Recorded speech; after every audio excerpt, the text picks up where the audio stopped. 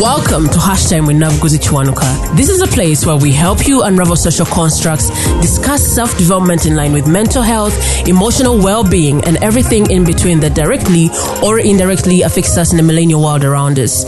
If you're hearing my voice for the first time and are the kind of person who is not scared of being a better version of yourself even if it requires you to contradict who you were 24 hours ago, consider this your virtual home. I'm your host, Navguzi Chwanuka, and I cannot wait to engage with you in the various conversations. Welcome to episode 81. Our guest today is Hazel Muriro Kobusingye. She is a psychologist, founder of Mindful Uganda, and as a lover of wine, she is the godmother of the wine library. Through Mindful Uganda, Hazel creates a bridge to make it easier for Ugandans to access mental health professional help. She has been here before, and her first appearance in the podcast is in episodes 9 and 10, dedicated to Suicide Prevention Awareness Month in 2020. In this episode, we get to know her a little more while we delve into why and how she chose to study psychology, what influenced the inception of Mindful Uganda, where she sees Mindful Uganda, and so much more that you'll catch up on during the conversation. If anything resonates with you during our conversation, share with us on social media with the hashtag HTNKInsation. Here's our episode. Hazel Muriro Kobusingye. I was making sure that I pronounce it right. Kobusingye. Oh, it's Kobusingye. Yeah. Kobusingye from where? Batoro. They don't have Y. But does it mean the same thing? Yeah. But for other Westerners, it's G and Y, and that's pronounced as J. And it's only the Batoro who have? Yeah. Maybe Batoro and Banyoro. I think maybe Banyoro. Kobusingye. Welcome to the podcast. Welcome back, actually. Thank you. This is the second time. If you don't know who this lady is, that means you've not listened to episodes, I think 9 and 10 or 10 and 11. Welcome back to the podcast. Thank you. Tell us about you. Soft life auntie? Formerly the soft life auntie. But the economy and fuel prices, they're shaking my reality. Oh, yeah? Yeah. You know, are you nearing hard life auntie? I have to remain in the soft life, but soft life from home now. Yeah. Can't go outside. To gain our way.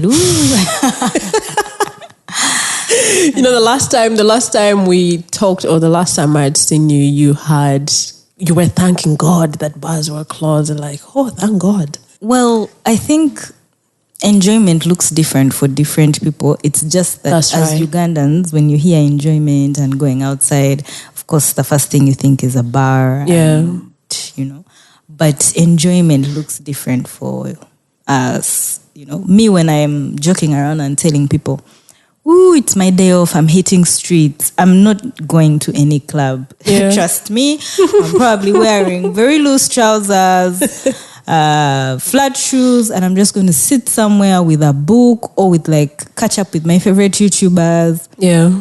And drink wine and laugh. Mm-hmm. So for me, that's me hitting the streets. That is still soft life, my dear. Yeah, that's my idea. Me, so don't be like, this girl parties a lot. No, she drinks too much wine and reads too much instead of socializing with people. Tell us about who you are for someone that does not have any idea of the person on the podcast. Well, I'd like to think of myself as a average Ugandan girl, but of course an above average person, if that makes sense. I'm a basic Kampala babe in every way. I like clothes, I like to go out, I care about my nails, I'm just cute, how we all are. But I'm also self-awareness. Yes, I'm very much normal, but I'm aware that I'm a bit of a weirdo at the same time. I like different things. I'm curious about why people do what they do. Why, when everyone is maybe probably turning off their TV about a horrific story, me, I'm curious. I'm like, first show me. Yeah. I don't know if you guys, like, was it this year or last year? They caught a gentleman with a head in his bag or something. Police caught sack, him. I think. Yeah, with a head. Was like it just a a head child's or head? Just the head. And people were like, oh my God, don't share that image without warning people. And me, I'm like, where's that image? Someone DM me that image now. And you really wanted to see it. Yeah, so I'm very much like a Ugandan, like a normal person in the street, but I'm aware that I have things about me that are not everyday Ugandan things that I'm curious about. I love the continent. You feel like they come from which area code? I feel like people always say things like, oh my God, actually my nail guy said that to me yesterday. He was like, Katiguo sana muzungu. Why would you say that to me, Banange? So I'm not deserving of you people's sons and nephews. So, but I get what they mean. It's not like in a bad way. It's in a, if you're to live a fulfilled life, if you're to be happy, because of what we've seen, maybe you should expand your dating pool, but not in a bad way. So, like I said, I'm a lover of the continent. I love to travel. I like weird things. I like wine. I like clothes. I like weird people who do weird stuff. I don't know. E.g., what is that weird thing? I think serial killers are the most weird. Like, I don't like them to go around killing people, but they're interesting to me and how their minds work. And why they do what they do. Actually, my favorite thing about them is many of them mimic remorse, or they act remorseful because that's what's expected to them. And that's just a human emotion that they've learned is acceptable by society. But many of them may not have remorse. Like, they did what they did, at now what? Yeah. So those things are like interesting to me. And just why people are different, whether it's in a good way or a bad way. Me, those things intrigue me.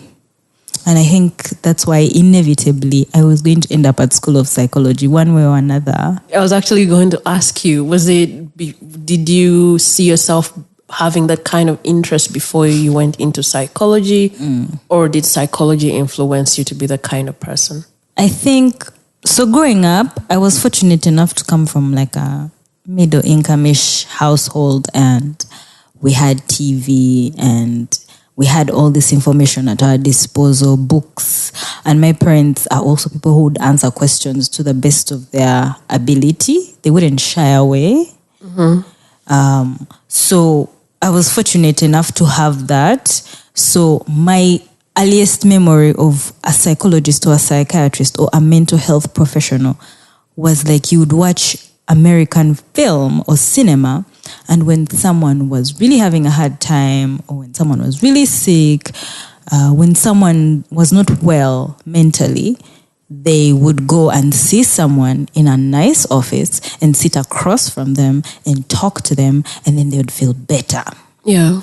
And that was so significant to me. Like, my childhood memories, that was very significant to me, because in our community in Uganda, I grew up in Pelere. Shout out Banange to Gayaza Road Pelere boys and girls. For us, people who struggled with their mental health, they were they got to a point where they were so sick, unfortunately, we would see them on the street, where they were unkept, they were not eating right, and they were neglected, and they were stigmatized. So that was so interesting to me, both as a like a black little girl for us, where our sick people, for them, where they suffering on that trash, but also from a point of view of, like, when in American film, if the psychologist or the mental health practitioner was black, I'd be like, wait, can I do that? Oh yeah. Like, can I help someone? Is that possible? But then you don't know any people around you who do that. And then when you're a clever kid, they want you to be a doctor for physical illnesses, not mental illness. Yeah. So as I grew up, of course, you have access to the internet, and, you make friends from different walks of life. Again, I was lucky enough to go to schools where I had friends who, like, For them, they were like well off. Maybe they would go for vacation in London. And so you get exposed and then you know, okay, so you can do this. You can help people. It's not like the end when someone is mentally ill, like, oh, they are doomed and that's the end. Mm-hmm. And I was very intentional on my job forms. I put community psychology. Yeah. I didn't even know, or I spelled it right. Then me, I don't know. All I know You had heard of it? Someone had told me, yes, I know that like the people who did Form 6 before me, my friend, she came to pick her results. And she said, do you still like those things? Like, she was my friend. She was a class ahead of me. Actually, her name is Kansime, and we're still friends up to now. And she was like, there's that course. I see people doing it. It's called community. It's called organization. She also didn't know. But I marked that, and that's what I put on my job forms. I don't know if I wrote the word psychology. Well, I don't know. I may have even written physiology, but I know. I know that I put community psychology. Yeah. I didn't get government. Of course, you may not have spelled it right. No, still, I didn't have enough points. Oh. However, I know what I wrote and I know what I wanted. So when results came out and my parents were like, you know, we worry so much. Our Uganda parents are worried, like they pay all this tuition and you don't get a job. That's or right. you don't even have a skill that you can apply and survive. So, of course, they were worried. The irony, they are both social workers. Like, my child, would you make money? How about you do a course that can make you money? Yeah. You know, this family, many of us are in tourism. Go and do a bachelor's in tourism. But I was like, I don't know. I already know the damn animals. I know the lions. Right, I know that our giraffe is called a Rothschild giraffe, and you know it's a rare species. I know that. I don't want to go and sit and some man and woman are talking to me about it for hours on end. That's not interesting to me. Mm-hmm. And again, I'm so fortunate. My parents said, Munag, the girl wants to go and study psychology. Let the girl study. She'll not hate us. You know, you've put it out in a way that we sometimes don't recognize. Where you said, I'm so fortunate that they said, Munang, this is what she wants. Because I've had people talking about how their parents just disowned them because they didn't want to do what the parents wanted them to do. It's sad that that's how the bar is. The bar is so low that a parent doing what they're supposed to do, then we're like, oh my God, it's amazing. Because that's what parenting means. Right. Your child, you're supposed to listen to them. There gets a point where your kid is somewhat of an equal partner, not before where the dynamic is you are the leader and you're the one who is offering guidance and all the time. That dynamic shifts at some point. And my dad just told me, are you sure? What do psychologists do? I explained myself. He was even surprised some of the words I said. Oh, yeah. I was like, the girl is on a mission. My mom was like, but why don't you do something we know you can make money from? And I told her, I said, madam, did anyone stop you from going to do social work and social administration? She's like, no. Do you regret it? Granted, you have no job. Do you regret it? She was like, no. It was one of the best years of my life. So then my other aunt in tourism, I also spoke to her and I told her, madam, I'm grateful for all you have done. I have a job since I was 18 in VAC. Yes, you've gotten me this job. I'm learning a lot. You're exposing me, but I am not passionate. I don't want to see any damn elephants. Like, they're cute, but I would prefer not to be my everyday life. Right. So she was like, okay, let her do what she wants to do. So, time for applying at MOOC reaches, and there are 6 slots. I don't even know what all those slots are for applying at MOOC, because I applied at UCU for social work and social... what you have to write? Yeah, like you have 6 slots to fill in all the courses you want. So that if they don't give you course 1, they give you course 2. If they don't give you that, you have 6 options. Wow. Yeah, so UCU is different. I think you have 2 or 1. I didn't go through that. Oh. I'm not even aware of what happens because I think I just went for the pre-entries and then I was listed and that was it. Because you knew you wanted law. Yeah. No, but still even the application form. I don't... Oh, yeah. I think there was something. There was a form, I think. Yeah, for people who are hell-bent. There was a form, I remember, because I got it when off we were the internet. outside the bank, I remember me and my friends filled in outside Stanbic Bank in Makere in the campus. And then all of us are like, 6, what do we write? Then other people start asking, what have you written? Other 6 people start is a asking, lot. what have you written? So I had applied at UCU for social work and social administration as a backup in case I don't get into Makere because it's a competitive school. Yeah, weirdly. I didn't know. But when It's also news to me. Yeah, people apparently, like, you be thinking like anyone is let in, but no. Because people were put in there like 6th option, yet they filled in something random like diploma in project management. MOOC is actually competitive. Yeah.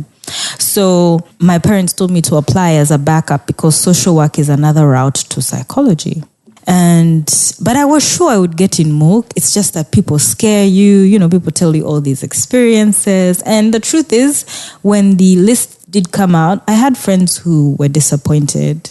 So, but for me, I only put option 1 as journalism because I had an interest in media psychology, and that option was not there at School of Psy.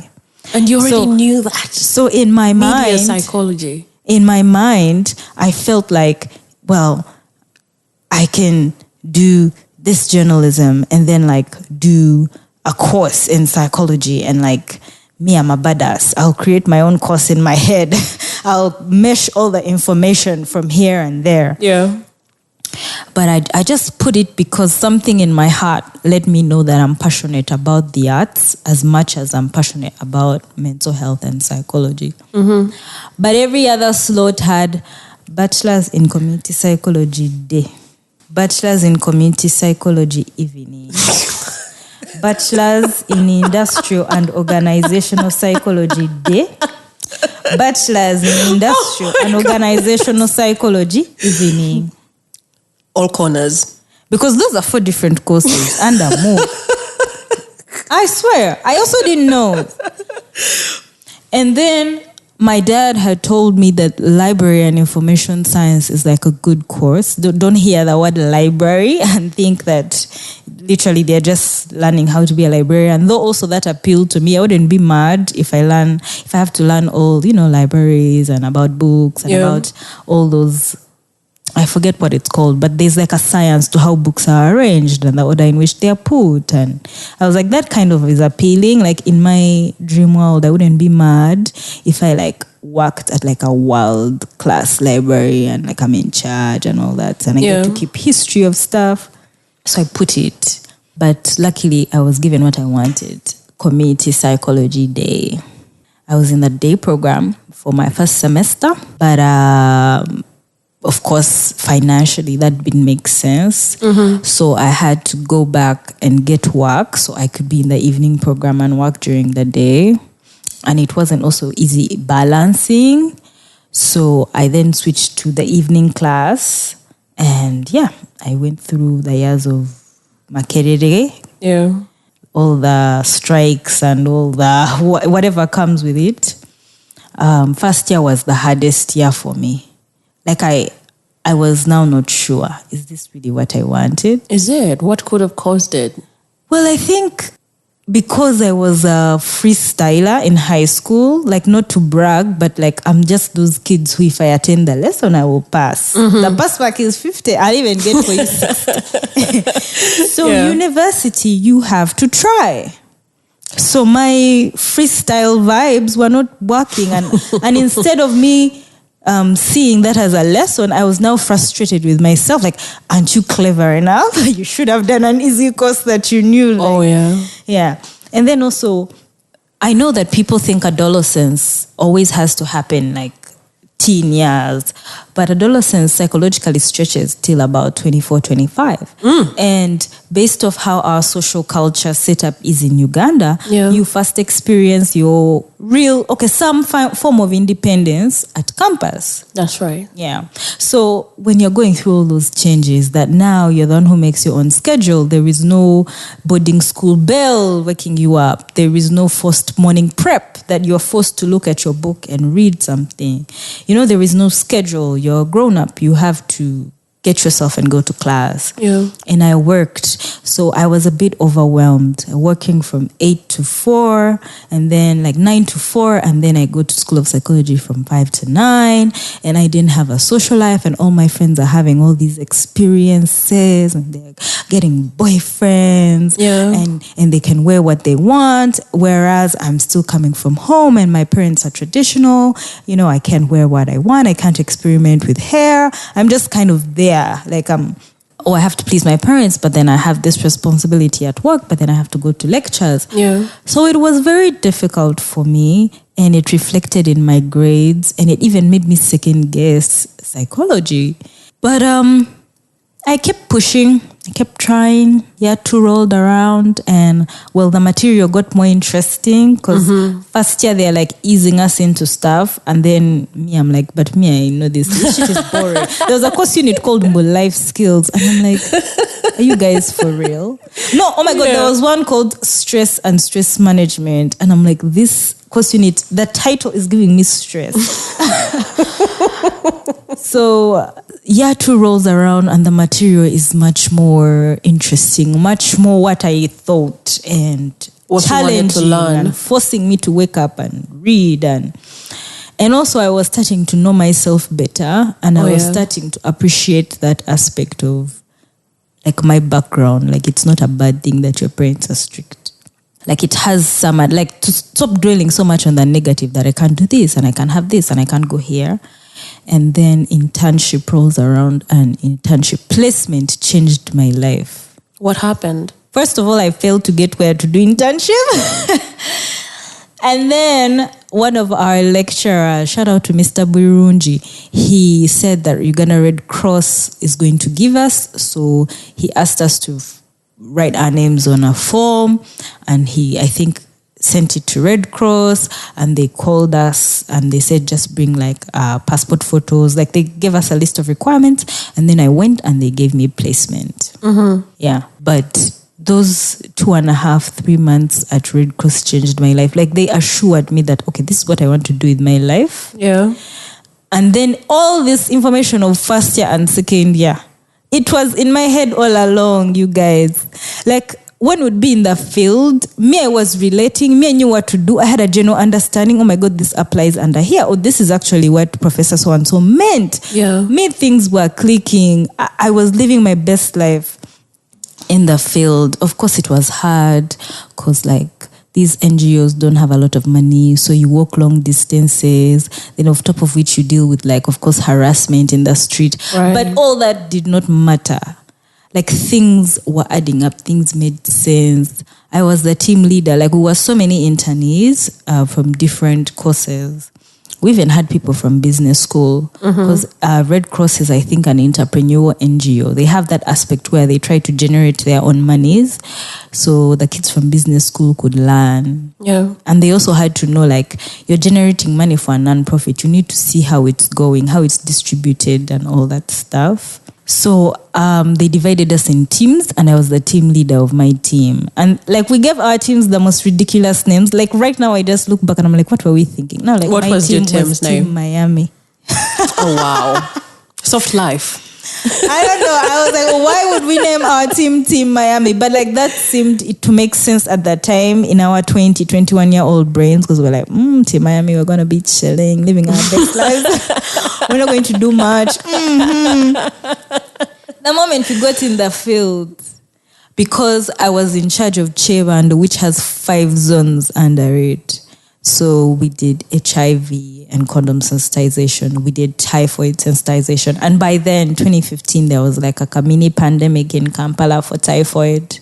We did a lot of work around mental health awareness because they took us to the SBOSA mental health unit at Mulago to work. Those of us who are psychology and social work students, we spent some days there. They took us to the casualty section in Mulago to help out, like to see how trauma impacts people physically. Those accident victims, we saw them, we helped, because we were trained in first aid, so we helped a bit in carrying people, whatever we could help there without getting in the way. So they took us, let me see. We're also in charge of learning how local governments governors can play a role, because we're not just these all-knowing mental health professionals here to heal the community. The community has systems in place. How do we work alongside them? Yeah. So I had to identify the boda stages, because bodas are very important in our communities. And I knew who the chairman was and the vice chairman.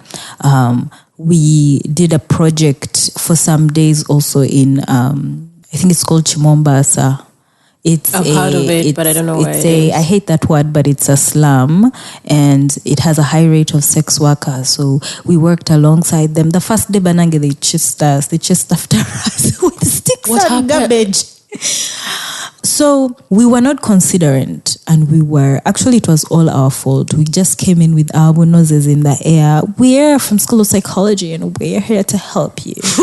And that is just the most biggest mistake I've ever made in my career. And it was a bit inhumane. And I'm so glad that Red Cross taught us that lesson. Because when we went back to the office and they asked us for our report, we're like, but we can't write a report, because when we went and pushed the ladies chased us. They were like, look at how you're dressed. How did you approach them? Are you a white person to be speaking Luzungu? Why did you not at least assume they're from the Central? Right. Why? You are the one going to them. Did they tell you they want your help? Exactly. That let me understand that I shouldn't have this high and mighty attitude. My patients know what they want. My patients are human beings with their own lived experiences. Like, I have to leave my kajanja and my papers of School of Psychology the other side until they are asked for, until they are relevant and needed. So the next day, I wore my Red Cross uniform, I wore my skirt, and I went back and I talked to one of them. Did you see the same faces? Yes. And they said, you've come back. Where you really want to learn. That's what one of them said.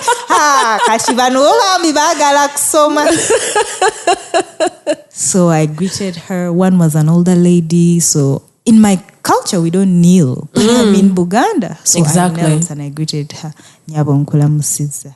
Nagamba gwetoli wa Buganda. Ato ofuka ngira gamba nkula musiza. And then I laughed. Tuna siri wawa nuneoja kunjigiriza. And then I did my work there. I met amazing human beings who are misjudged and stigmatized for no reason. Like, I'd literally rather be with them than most of you so-called productive members of society. Yeah. The other thing we did at Red Cross was mapping and sensitization. Like, we did so much work. Like, my logbook for MOOC that they give you for placement. There's a logbook they give you for all that time. Every week you're supposed to write. Yeah. My logbook, I had no space. It wasn't enough. It wasn't enough. Like, even when my internship supervisor came, Dr. Ojambo Deborah, I love her. She came the first day unannounced because she's passionate and she's intentional and she wants to mentor young professionals who care. They are not just there for a paper. She just kulumbaed us. We were at Esbosa. She found us active. And then our supervisor for Red Cross, Madame Sylvia, also an amazing woman, she said, your psychology students are there, very active, very good girls. So then the next day she came and she interviewed us and she looked at our logbooks and she asked us questions, and like she could see that this was like a life-changing experience. And I got an A+. Oh, yeah. That was the first A+ I got at School of Psychology. And it was a shock, and it boosted my CGPA. I didn't know placement actually helps. Oh. Like, people feel like as long as you get the pass mark. No, like, it boosted me a lot because it was an A+. Like, some lecturers in the next semester, in third year, first sem, they asked, like, who is this person? Yeah. So I think, first of all, because Dr. Deborah teaches master's students, and I think she's considered strict. So they were, first of all, curious. Who did she give this A? Right. Yeah. And then also they were like, but how can you have an A and no one knew you? So for me, placement changed my life. And that's why for people whose courses have the option for placement in year one, I encourage you to do it. Yeah. Because something will click. Either it will click that you're on the right track, or it will say, this is not where you're supposed to be. Yeah. If we had placement in year one, I wouldn't have gone through 2 years of Doubting yourself. Myself and not knowing. So third year came and please, I could it. So the baddest I am. Because now I was sure. I was like, you people of school of psychology are playing games. Let me show you how things are done. Mindful conversations. Yeah. I noticed you changed it to Mindful Uganda on social media. I changed it because it was mentally aware Uganda. I wanted it to create, it still is my passion to create a more mentally aware and healthy Uganda, to play my role in that. Mm-hmm. But then I felt like I was confusing people. Are you mindful? Are you mentally what? And I just was like, no, let it be Mindful Conversations Uganda, at Mindful Uganda. And I will just make it my mission for people to be mentally aware and healthy. Mm-hmm. Yeah, because I was doing my work, but I was confusing other people who wanted to help me or who wanted services. They don't know what are you. There were two names. Yeah, there were two names to people. Me, it made sense to me, but to everyone else. Yeah. Because I think Mindful Conversations was like a hashtag.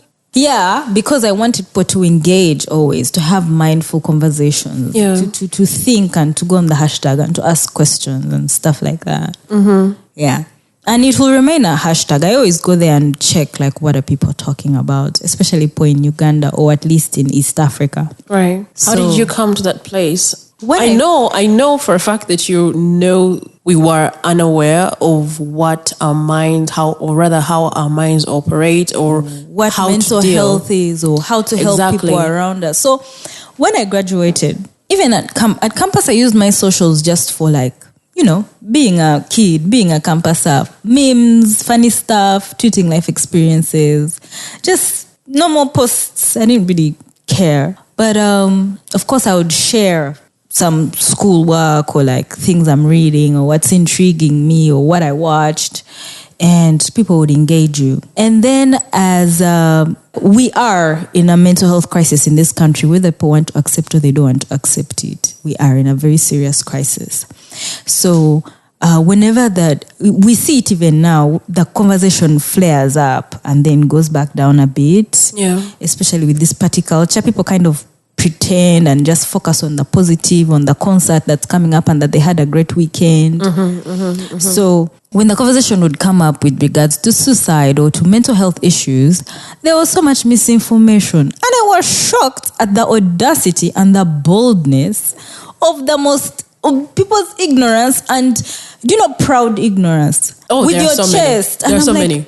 Where did you who told you this information and why are you so sure? Mm-hmm. And then one time I think someone died by suicide, and I think the story was a big thing on social media, and it sparked a hashtag, Let's End Suicide, of which I hear an NGO solicited influencers services maybe to spread awareness, but they didn't brief them, they didn't do any training, or they even actually, I don't think any influencer should influence with regards to any health issue. If you are not a health practitioner, stay away. So the utter nonsense on that thread, on that hashtag, misinformation, victim blaming, guilt tripping, like every kind of trash was there. And they kept with financing people them. With people with numbers, like someone who people will either believe blindly or people will feel like, they'll second guess what they know is right because they have numbers, they have all these.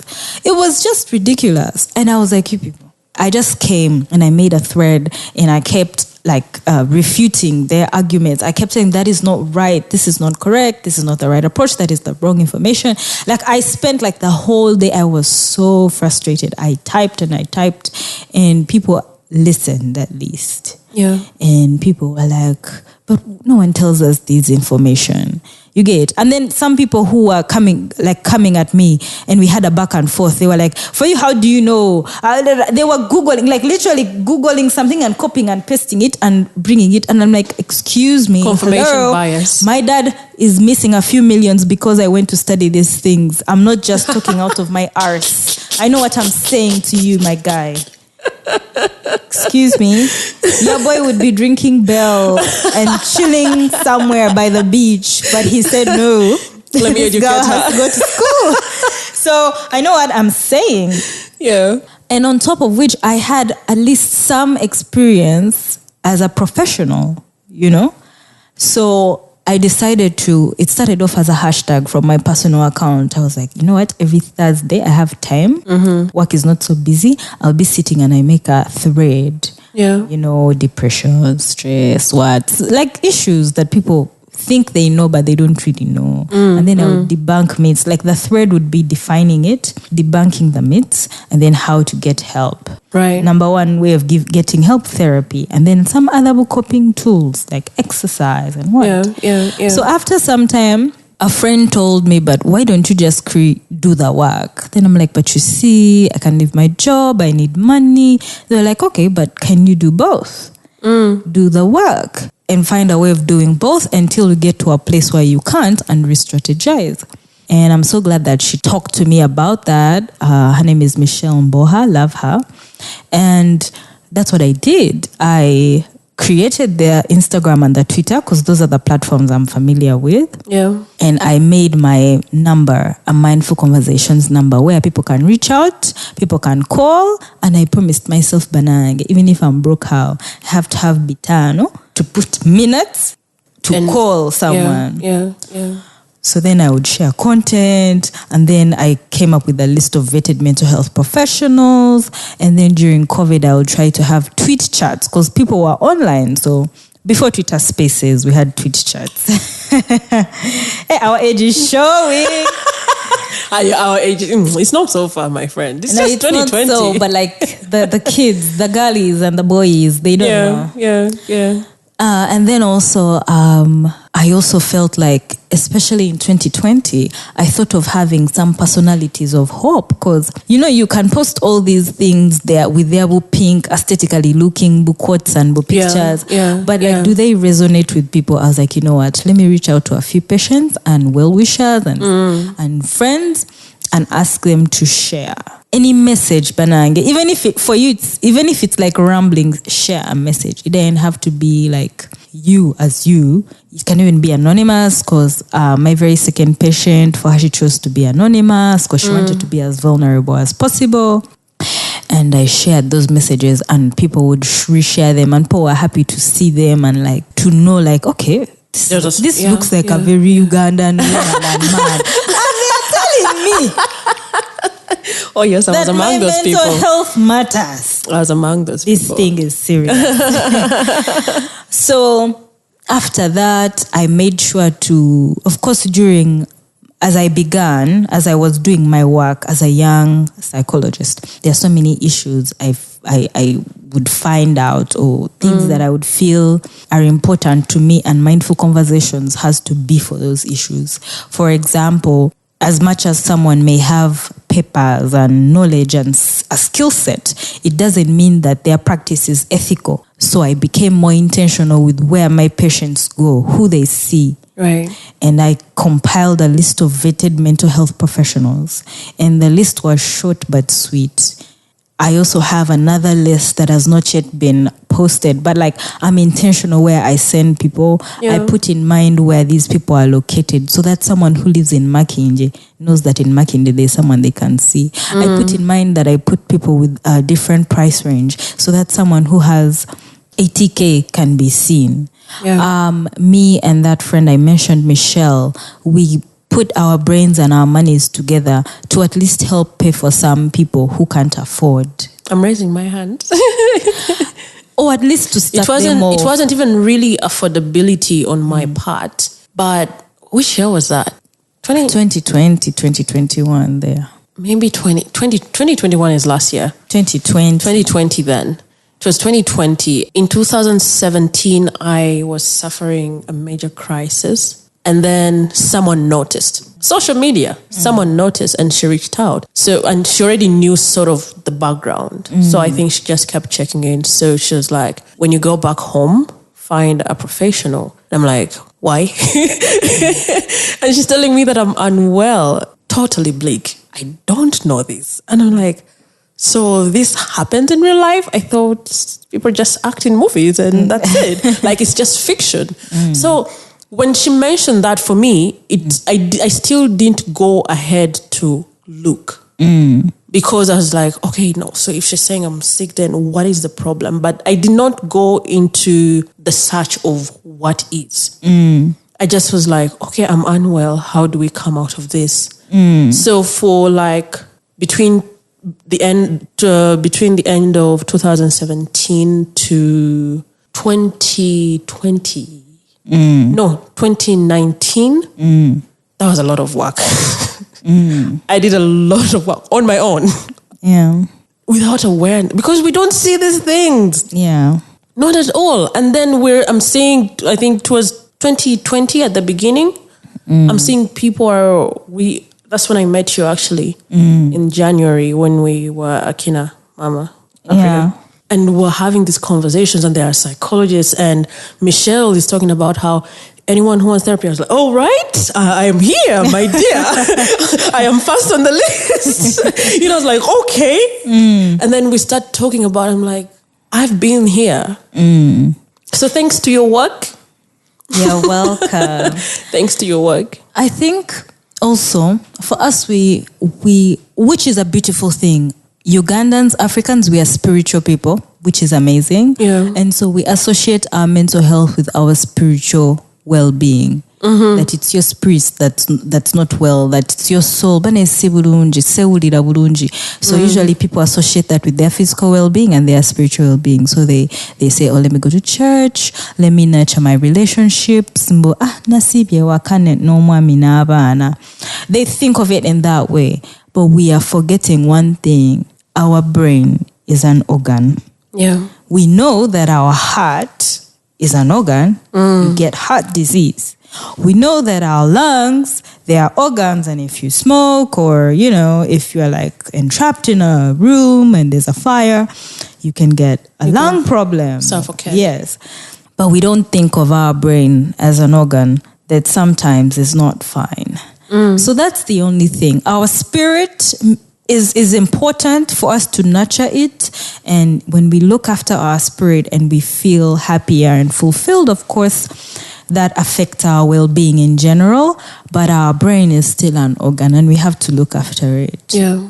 And of course, I'm aware that as Ugandans, as Black people, as Africans, as Abadugavu, I know that our approach has to be culturally sensitive and very much for treating the Black body and the Black brain. Yeah. And that's what's dear and near to me as Hazel. I'm not just blindly following the American Psychology Association said that this, my God.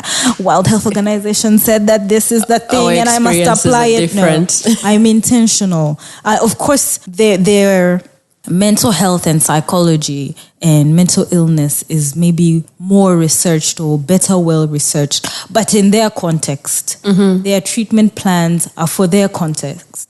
So it's not bad for you to see how they do it and to learn and apply it for our context. Yeah, so that one is also very important to me. That's why I'm very intentional where I send patients and how I approach things and how I speak with them. If you're comfortable with Luganda, I use Luganda. I was shocked today, meanwhile. If you're comfortable with Ruchiga, Nzako is so Ruchiga. I don't know any other languages, but I try to keep in mind that we are who we are and that cannot be changed. That cannot be assimilated no matter what you do like that. And even if it's not about assimilation or colonization or what, like that's who we are right now. How do I help you live a happy and fulfilled life right now? Right. So I'm very intentional with the work that I do. I do not ignore intersectionality. I know that this one is a woman, I know this one is a man, I know that this one maybe comes from like a background like this. Like I'm very intentional when I'm seeing people. I try my best. Unfortunately, I'm a one-woman army, and I would love to have help. I just feel like it has failed for me to have help and not pay people. It has failed. I tried it and then I couldn't. Like I was now ashamed to now ask for like a follow-up because like I can't compensate you because I don't have the money. So for now, I try to do everything myself. And of course that brings issues because, there's someone who you're disappointing because you're helping the other person. but I'm just trying to do my best, to do my part. Yeah. And hopefully one day I'll be able to have a team of people who can assist. But for now, I'm your receptionist. I'm the one who'll do your session. I'm the one who'll write for your report. I'm the one who'll send you an invoice. And most of our services are free. Yeah. So for now, I'm just going back on the drawing board because I want to continue normalizing the conversation on mental health. And that means I have to embrace social media. Right. Because that's where we live the most. Yes. And then I have to also remember to go to the community. Because yes, most of us have smartphones, but let's not forget the country we are in. People still listen to radios. Yeah. People still watch TV. People still go to the community hall or to church to get their information. Yeah. I also want to continue on my journey of having a community within my colleagues, even if it means that I'll burn bridges. It is very important that we remain ethical and that we remain objective. And I plan on dying on that hill. I also want to continue in my awareness work. So wherever they will call me to run my mouth, I'll be there, whether people like it or not. Yeah. I will also continue. I'm also looking at having trainings for other healthcare professionals because our country is lacking. They don't know how to help. Like they would like to, but they don't know and they're overwhelmed. How can we equip them with tools for them to tackle? And also, if they know how to intervene in some of these levels, it really helps reduce so many instances. Because if your nurse or doctor or general physician, gynecologist can notice that you're slipping into depression, then we are taking a more preventative approach than they're too focused on the issue at hand. Ozengo ina infection, to janjaba infection, you go back. And then 3 years later, when the depression is extreme, it's severe, that's when you seek help. I'm looking at training other people in society. The way that our media reports on mental illness, you people give me stress and anxiety. And my patients, they're the ones who DM me these things. Like I just wake up, I see a few memes, then I see a DM coming. And someone is like, but is this right? But is this okay? But am I unworthy? That stuff breaks my heart. Because someone is like doing well on their healing journey, and then some clown with this numbers on this platform will open his or her mouth, and it just really bugs me. It annoys the hell out of me. So please, media houses, Badia, you ask where you don't know, ask, and we shall tell you for free. But also, if you want to give us money, we can tell you for several hours in a conference room. I also would love to train because, unfortunately, on the continent, we mimic and we copy so many of our systems and our structures from the Western world. And as we can see, their structures don't work. And even if they worked, that doesn't mean they'll work for us. Yeah. For example, I think in US and Canada, when someone with a mental health problem is presenting as quote unquote difficult, I don't like that. Difficult. Yeah, difficult, or they look like they're going to harm themselves or harm someone around them, they call police. That shouldn't be the case. How come when someone has a physical emergency where they've fallen down the stairs, they call an ambulance? They call police. I don't want that. I saw this week an article by The Observer saying that many people are dying by suicide and police are called, and they used the phrase, and I quote, suicide crime scenes. It's not a crime scene. Like someone attempting to die by suicide or dying by suicide, it's not criminal. It's a symptom of something bigger. They are not well. Our approach thus far has not worked. Our approach of blaming them, our approach of guilt-tripping them, our approach of, in some traditions, flogging the bodies, it has not worked thus far. So why aren't we open to new approaches? Because when UG Premium was not working, you guys, you were like, it's not working. They brought for you cocoa and you embraced it. They brought for you pineapple and you embraced it. Maya Jack Daniel's honey. So why do you not want to embrace something else? Like, I don't like the misplaced priorities of us as Ugandans. It gives me stress and I don't like to suffer unnecessarily. So I really feel like that is the work I want to focus on. I want to do a lot of awareness work. I want to do a lot of training work. I also want to get to a place where I feel like, from a preventative point of view, that we are somewhere so that I can now also focus on practicing. Yeah. Because one of my passions is group therapy and peer support. And that's partly because I feel like if I start seeing one by one, banage, when will I help enough people? Which is sad. Yeah. I would love to get to a point in my career where I see individual people. I'm like a specialist and I help people. But for now, I feel like I just have to focus on numbers. Quality, of course, and numbers. So I'm really passionate about group and peer support right now. And I support amazing people with chronic illness. So I want to get to that place where we have specialized treatment centers. Yeah. And maybe one day Mindful, because my dream is for us to have a clinic. I want to have a clinic. I want people can come. Those who are on medication, I want them to come. They pick their medicine in peace without fearing. I want my place to have an option for children, for families. I want a place that people know, like, and I want it to be normal, that you can just tell our border. But again, to ala ku clinic, ku mindful border. Mindful maker. And they're like, tugende, and it's as normal as Ntwala case clinic. I don't want that. Like, of course, we can never 100%. It's going to take some time. Eliminate. Yes, but I want to get the ball rolling. I may not see it in my lifetime even. For us, we are waiting. Yeah, I'm hopeful. I may not even see it in my lifetime, but I want to do my part because it bothers me because people are not fine. The same way, I think mild May has taken some time. I don't know if people still cringe when they hear someone has gone to mild May. Mild May is for what? HIV and Or tussle, what? Oh, tussle. Well, the stigma, like I said, stigma can never go away 100%, but we can reduce it significantly so that people are not afraid of getting help. Right. So that one can never go 100% because I know there are people who live in like right next to tussle there. But they pick their medicine from somewhere like else. I've heard. Yeah. And I don't blame them as long as they pick their medicine.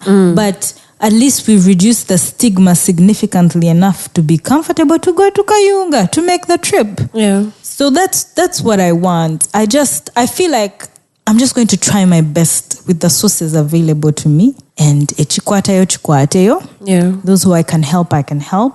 It's much better than all of us just sitting and complaining and being frustrated and all of us bagging our masters and PhDs and leaving the country. Like, we want to live to slay and come back. Yeah. I don't want to ever go. I don't want to ever leave Ugandan people. Okay, at least African people without help. Right. I never want to do that. I want to maybe go and explore, go have fun and come back. Come back rejuvenated to help people. Like, for me, that's my calling. And it's not from like a self-righteous way. No, I'm not perfect. I just feel like that's what makes sense for me to do with my life. For me, to me.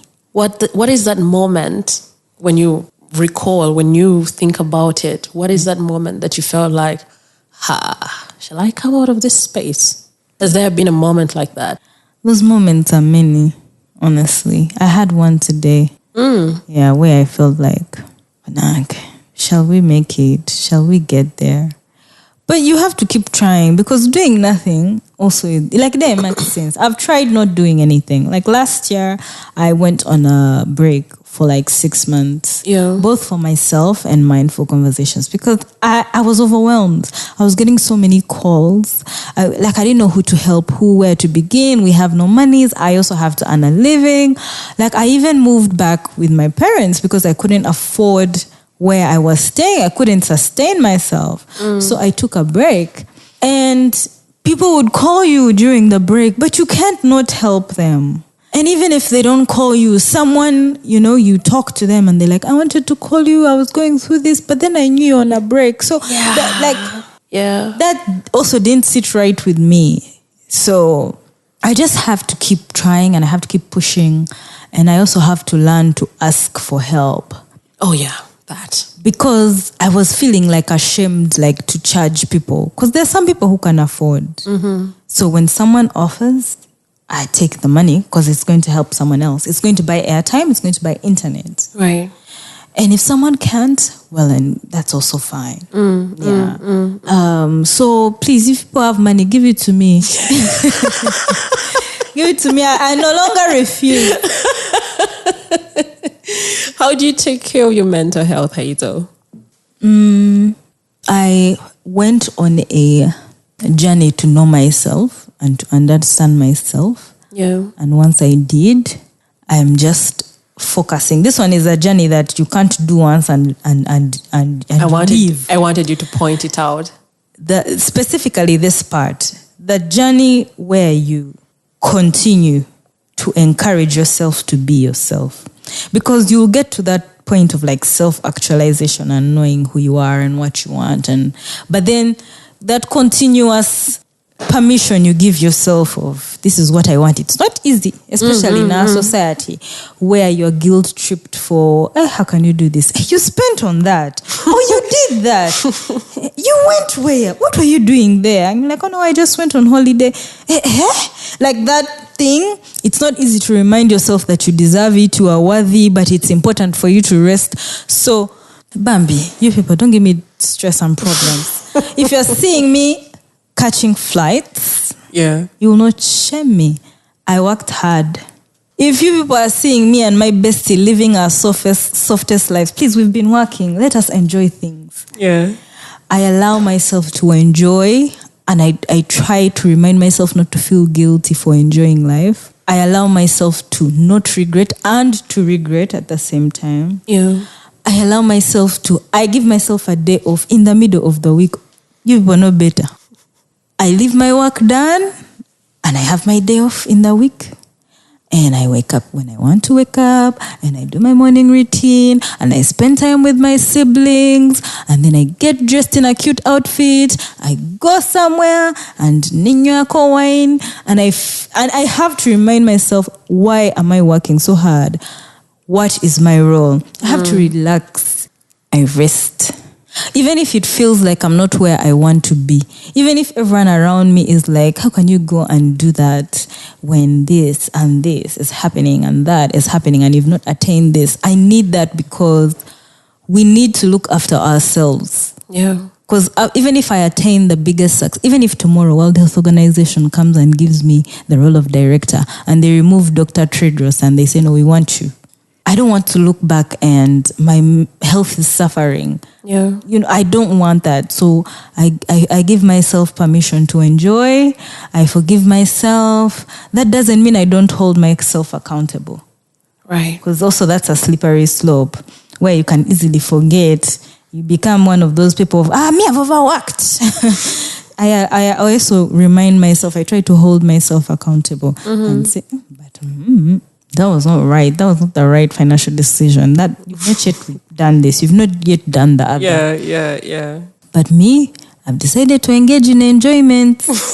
Please, I make sure I've looked after my patients. After I've looked after my patients, I'm going to enjoy life. Yeah. Please support the wine library so I can afford to enjoy life. What is that message that you would want to leave for the listeners?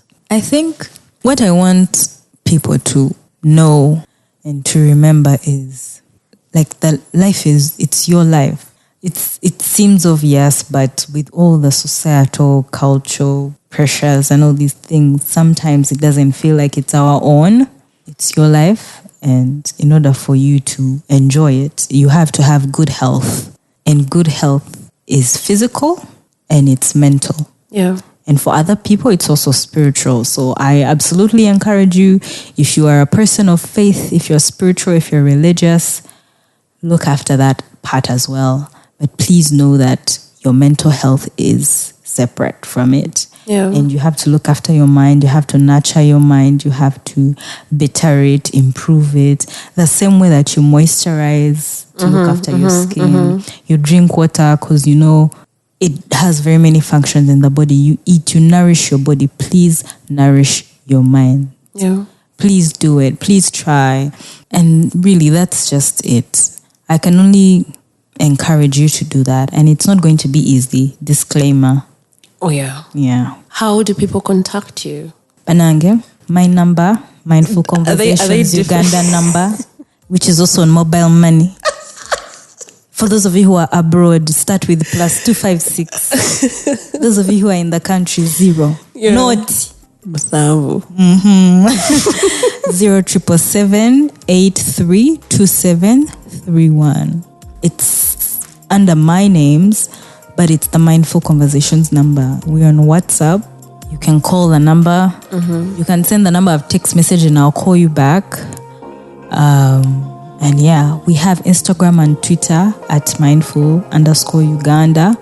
I'm just trying, I'll just try my best to help you as best as I can with whatever you need. Our email is mindfulconversationsug@gmail.com. But website designer,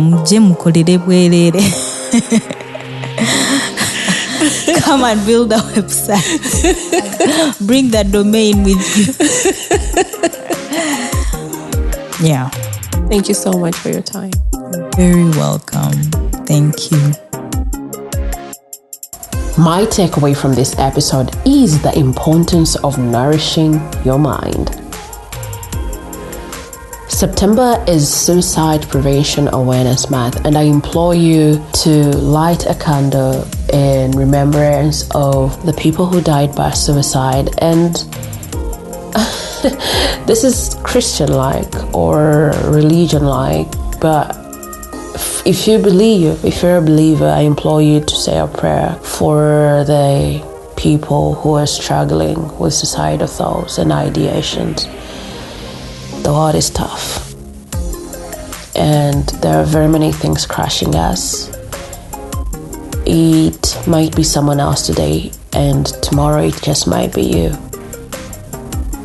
So nourish your mind, like Hazel said, and take care of someone who is next to you. Be kind to yourself and to the person next to you. Thank you so much for tuning in to another episode of #Minnabuguzichwanuka. If you loved what you heard, make sure you subscribe to #Minnabuguzichwanuka in your podcast platform of choice and share it with your friends and loved ones and any other person that you believe is affected by the millennial world around us. Also, feel free to share your insights about what connected you on social media and be sure to tag us. We are at #Minnabuguzichwanuka on Facebook and Instagram, and on Twitter our handle is at HTNK Podcast. If you cannot use the tags or if you cannot tag us, please do share your insights about what connected with you with the hashtag HTNK Insation. I'll be sure to find it. And for more insightful conversations, be sure to check out nowgozichwanuka.com. Ciao. Take care of yourself. Nourish your mind. I'll see you next week. See you. Hear from me next week.